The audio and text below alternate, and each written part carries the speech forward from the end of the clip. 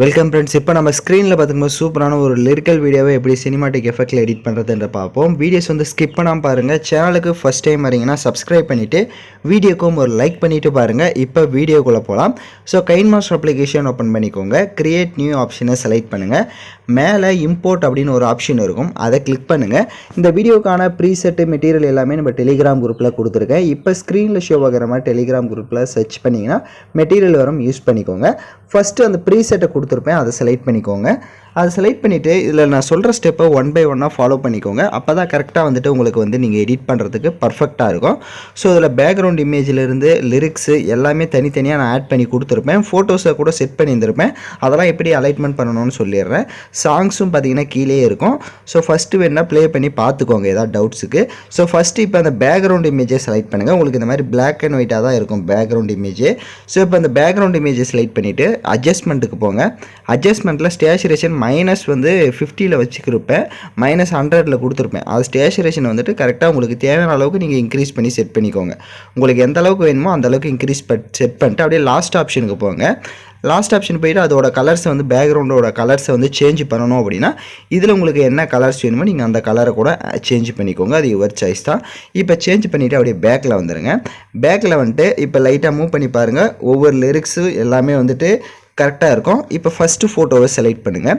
இப்போ சோலோவாக நீங்கள் எடிட் பண்ணுறதா இருந்தாலும் சரி, இல்லை கப்புள்ஸு தான் ஃபோட்டோஸை எடிட் பண்ணாலும் சரி, ஸோ ஏதோ ஒரு ஃபோட்டோ நீங்கள் எடிட் பண்ண போகிற ஃபோட்டோவை செலக்ட் பண்ணிவிட்டு இந்த ஃபஸ்ட்டு இருக்க ஃபோட்டோவை செலக்ட் பண்ணுங்கள். ரீப்ளஸ்ன்னு ஆப்ஷன் இருக்கும், அதை கிளிக் பண்ணிவிட்டு நெக்ஸ்ட்டு நீங்கள் எந்த ஃபோட்டோ வச்சு எடிட் பண்ணலான்னு இருக்கீங்களோ அந்த ஃபோட்டோவை செலக்ட் பண்ணிக்கோங்க. பேக்ரவுண்டு எரேஸ் பண்ண ஃபோட்டோஸை தான் நீங்கள் செலக்ட் பண்ண முடியும். உங்களுக்கு எரேஸ் பண்ண தெரியல அப்படின்னா கைன்மாஸ்டர்லேயும் எரேஸ் பண்ணிக்கலாம். ஸோ அதுக்கு நீங்கள் எரேஸ் பண்ண போகிற எந்த ஃபோட்டோ எடிட் பண்ணுறீங்களோ அந்த ஃபோட்டோவை செலக்ட் பண்ணிட்டு அப்படியே ரைட் சைடு ஸ்க்ரோல் பண்ணிங்க அப்படின்னா மேஜிக் ரிமூவர்னு ஒரு ஆப்ஷன் இருக்கும். அதை கிளிக் பண்ணிட்டீங்க அப்படின்னா ஆட்டோமேட்டிக்காக உங்களுக்கு ஃபோட்டோஸ் வந்து பேக்ரவுண்ட் வந்து ரிமூவ் ஆகிடும். இல்லை உங்களுக்கு அக்யூரேட்டாக இன்னும் ரிமூவ் ஆகாமல் இருக்குது அப்படின்னா டிஸ்கிரிப்ஷனில் வீடியோ லிங்க் கொடுத்துருக்கேன், அந்த வீடியோ பார்த்து நீங்கள் பேக்ரவுண்ட் வந்து ரிமூவ் பண்ணிக்கோங்க. மோஸ்ட்லி இதிலே வந்து நீங்கள் உங்களுக்கு கரெக்டாக எரேஸ் ஆகிடும் கைன்மாஸ்டர்லே. ஸோ வேணா ட்ரை பண்ணி பாருங்கள். ஸோ ஃபோட்டோஸை பார்த்தீங்க அப்படின்னா ஒரு 11 ஃபோட்டோஸ் வந்து நீங்கள் ரீப்ளேஸ் பண்ணுற மாதிரி இருக்கும். நான் 11 ஃபோட்டோஸும் கரெக்டாக கொடுத்துருப்பேன். அதை நீங்கள் பார்த்து கரெக்டாக அலைட்மெண்ட் பண்ணி ரீப்ளேஸ் பண்ணிக்கோங்க ஒவ்வொரு ஃபோட்டோவுமே. இல்லை உங்களுக்கு ஃபோட்டோஸில் ஏதாவது அட்ஜஸ்ட்மெண்ட் பண்ணணும் அப்படின்னா கிராப் ஆப்ஷன் இருக்கும், அதை கிளிக் பண்ணிவிட்டு இங்கே கீழே ஃபெதர்ன்ற ஆப்ஷனை வந்து நான் ஃபுல்லாக இன்க்ரீஸ் பண்ணியிருப்பேன். உங்கள் ஃபோட்டோஸ் வந்து ரொம்ப மறையிற மாதிரி இருக்குது அப்படின்னா இதை லைட்டாக கம்மி பண்ணிக்கோங்க இந்த ஃபெதரை. இல்லை கரெக்டாக இருக்குது அப்படின்னா 50லே கொடுத்துக்கோங்க. ஃபோட்டோஸ் எந்த அளவுக்கு வேணுமோ அந்த அளவுக்கு கிராப் பண்ணி ஜூம் பண்ணுறதா இருந்தாலும் ஜூம் பண்ணிக்கலாம், அது யுவர் சாய்ஸ் தான். இப்போ ஃபோட்டோஸை எல்லாமே நீங்கள் ரீப்ளேஸ் பண்ணிட்டீங்க அப்படின்னா ஃபோட்டோஸ்க்கு வந்து எஃபெக்ட்ஸை வந்து ஆட் பண்ணணும். ஃபஸ்ட்டு ஃபோட்டோவை கிளிக் பண்ணுங்கள்.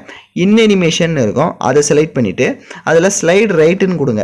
ஏன்னா அந்த ஃபோட்டோ வந்து ரைட் சைடு இருக்குது, ஸோ நல்லா ஸ்லைடு ரைட்டுன்னு கொடுங்க. அப்படியே பேக்கில் வந்துட்டு அவுட் அனிமேஷன் இருக்கும், அதையுமே ஸ்லைடு ரைட்டுன்னு கொடுங்க. ஸோ அப்போ தான் கரெக்டாக இருக்கும். ஸோ நெக்ஸ்ட்டு அதே மாதிரி தான் ஒவ்வொரு ஃபோட்டோவையுமே செலக்ட் பண்ணுங்கள்.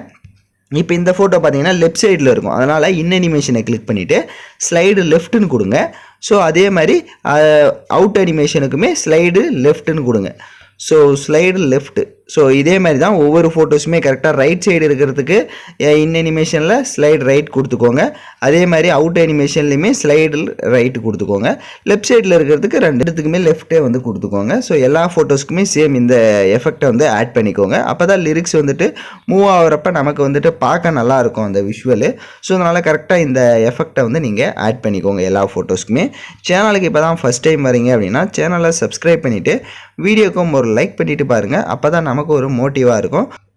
ஸோ இப்போ நான் பார்த்தீங்க அப்படின்னா கரெக்டாக வந்துட்டு ஃபோட்டோஸ்க்கும் எஃபெக்ட்ஸ் எல்லாமே ஆட் பண்ணிவிட்டு நீங்களும் அதே மாதிரி ஆட் பண்ணிக்கோங்க. அப்போ தான் வீடியோ வந்து பக்காவாக இருக்கும். இப்போ வீடியோவோட ஃபஸ்ட்டுக்கு வந்துடுங்க. எல்லாம் செட் பண்ணிட்டீங்க அப்படின்னா லேயர் ஐக்கானை கிளிக் பண்ணி மீடியா ஆப்ஷனை செலக்ட் பண்ணுங்கள். ஸோ வீடியோ கேட்டகரி கிளிக் பண்ணிக்கோங்க. உங்களுக்கு வந்துட்டு எஃபெக்ட் வீடியோ வந்து கொடுத்துருப்பேன்.